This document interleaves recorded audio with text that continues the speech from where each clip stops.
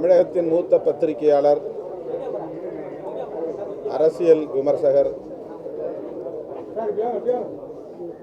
மதிப்பிற்குரிய ஷோ அவர்கள் காலமான செய்தி மிகவும் அதிர்ச்சியையும் வேதனையையும் அளிக்கிறது. தமிழக முதலமைச்சர் செல்வி ஜெயலலிதா அம்மையார் அவர்கள் காலமானதை தொடர்ந்து தமிழகம் துயரத்தில் மூழ்கி கிடக்கிற இந்த சூழலில் அவருடைய நம்பிக்கைக்குரிய நெருங்கிய நண்பராக இருந்த மூத்த பத்திரிகையாளர் ஷோ அவர்கள் மரணமடைந்திருப்பது இன்னும் நமது துயரத்தை அதிகப்படுத்தி இருக்கிறது. தமிழக அரசியலில் மூத்த தலைவர்களுக்கு மிகவும் நெருக்கமாக நட்புறவு கொண்டிருந்தவர் நமது ஷோ ராமசாமி அவர்கள்.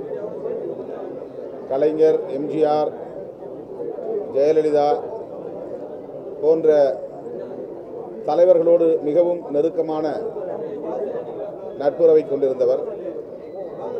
தமிழக அரசியலில் ஒப்பீனியன் மேக்கர், ஒரு கருத்துருவாக்கத்தை செய்யக்கூடிய ஆற்றல் வாய்ந்தவராக விளங்கியவர் ராமசாமி அவர்கள்.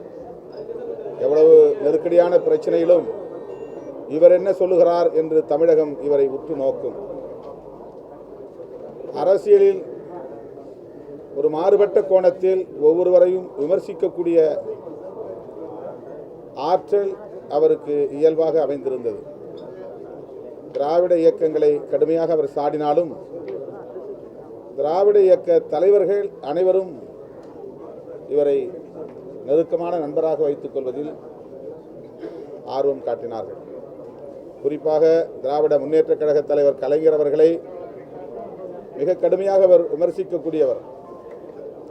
அவரை பற்றி விமர்சிக்காமல் துக்ளக் வந்ததில்லை என்று சொல்லலாம். ஆனால் கலைஞரின் அன்புக்குரியவராக அது மூத்த பத்திரிகையாளர் ஷோ ராமசாமி அவர்கள் விளங்கினார். அதேபோல மறைந்த முதல்வர் ஜெயலலிதா அம்மையாருக்கு மிகவும் உற்ற நண்பராக விளங்கியவர். ஒரு அரசியல் தலைவர் ஷோ ராமசாமி அவரிடத்திலே ஆசீர்வாதம் பெற்றார் என்றால் அது நம்முடைய மறைந்த முதல்வர் ஜெயலலிதா அம்மையார் அவர்கள். அனைவருக்கும் ஆசீர்வாதம் அளிக்கிற முதல்வர் அவர்கள் ஷோ ராமசாமி அவரிடத்தில் தான் ஆசீர்வாதம் பெற்றார் என்பதும் நாம் அறிந்த ஒரு உண்மை.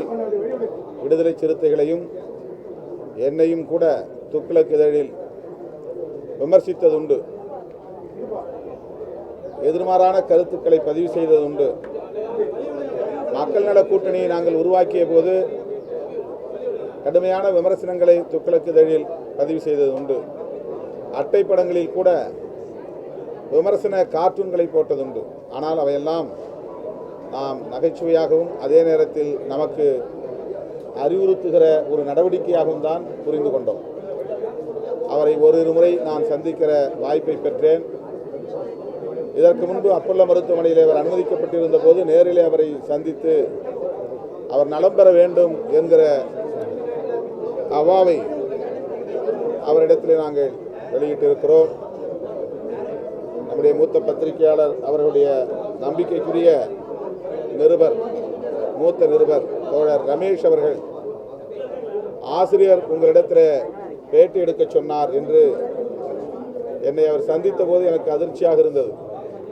உண்மையிலேயே ஷோ அவர்கள் என்னை பேட்டி எடுக்க சொன்னாரா என்று நான் ஒரு முறைக்கு இரண்டாவது முறை கேட்டு உறுதி செய்து கொண்டு துக்ளக் இதழில் தொடர்ந்து என்னுடைய வாழ்க்கை சுருக்கத்தை பதிவு செய்யக்கூடிய ஒரு வாய்ப்பை மூத்த பத்திரிகையாளர் ஷோ ராமசாமி அவர்கள் எனக்கும் துக்ளக் இதழில் இடம் கொடுத்தார்.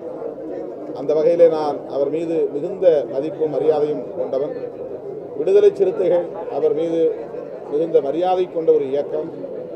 அவரை இன்றைக்கு நாம் இழந்திருக்கிறோம். பத்திரிகை உலகத்திற்கு மட்டுமல்ல, அரசியல் உலகத்திற்கும் ஒரு பேரிழப்பாகும்.